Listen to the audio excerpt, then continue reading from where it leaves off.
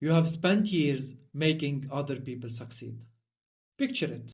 The project you carried across the finish line, your company put it in the results. The deal you personally closed, your manager walked into that meeting and shared the win.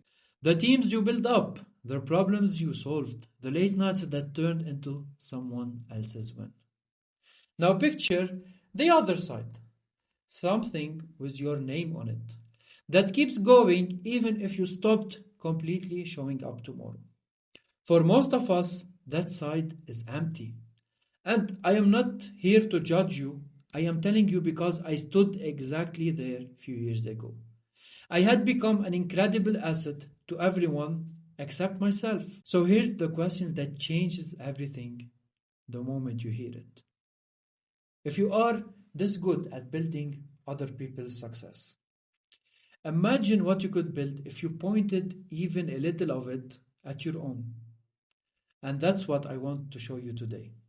For years, I thought my skill was building my future. I was wrong.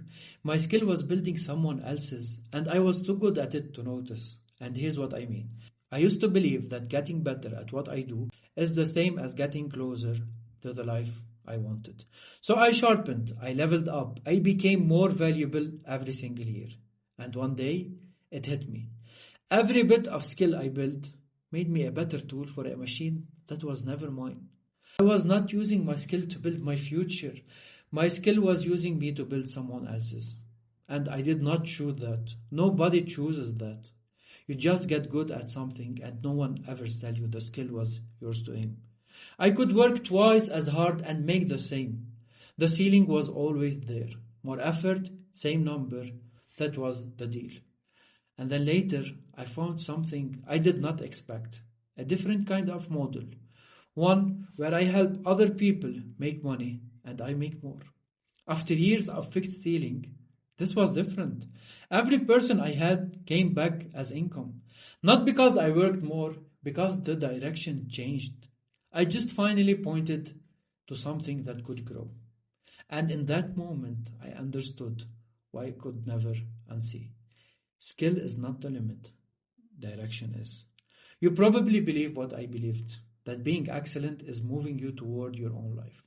But excellence pointed in the wrong direction does not build your future. It just makes you the most valuable person in someone else's. And here's the good news inside of all of this. If your skills was strong enough to build someone else's success, all this time, it was always strong enough to build yours. You are just pointing it away from yourself. And the day you turn it, even a little, toward your own, everything changes. I have watched the most skilled people in the room build everyone's future but their own. And I know it because I was one of them. When I lost my job, my eyes opened. Because when you are inside something every single day, you cannot really see it. Losing it forced me to step back and look. And I looked at the people at the top of that industry, the ones who made it, the end of the path I was on. And I realized something quiet but heavy. That life, the one waiting at the end of the road I was on, was not the life I wanted. And that's when it came down to one thing. We all chase the how. I did too. How do I start? How do I build? How do I make money on the side? And that's where we get stuck. Because how is the wrong question to start with. How is a map with no destination? It cannot help you until it knows where you are going. So here's the method I use. 3 steps in order. Step 1. Name what you don't want. That's the easy one. And that's exactly why you start here. You already know what drains you, the version of your life you are quietly trying to avoid. Say it plainly. Naming what you don't want points you to the opposite direction automatically. Step 2. Name what you do want in detail. And this gets easier once you have done the step 1. When you know what you don't want, what you do want becomes clearer. In details. How your day starts, who you answer to, what you own, what happens to your income if you stop showing up for a week. And step 3. The most important one. Now and only now, ask how. And trust me, the how is the easiest part when the destination is clear. Because here's the move most people miss. You don't have to invent the how, someone already lived it. Find the person who already has what you just described, the life, the income, the freedom, whatever you named in step 2.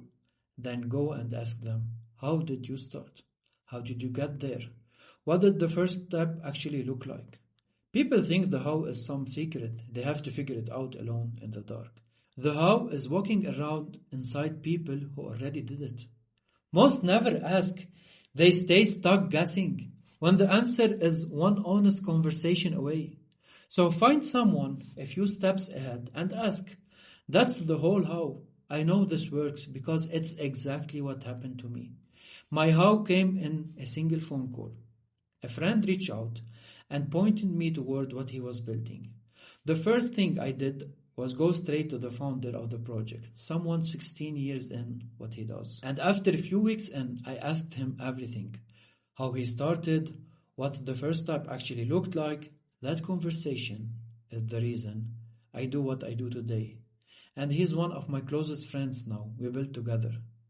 That's the shift. You were never stuck because the how was hidden. You were stuck because you were guessing at it alone. Before you knew where you were going and before you asked the people who actually arrived. And here's why this matters. If you are not building towards something you actually want, no amount of money is worth it.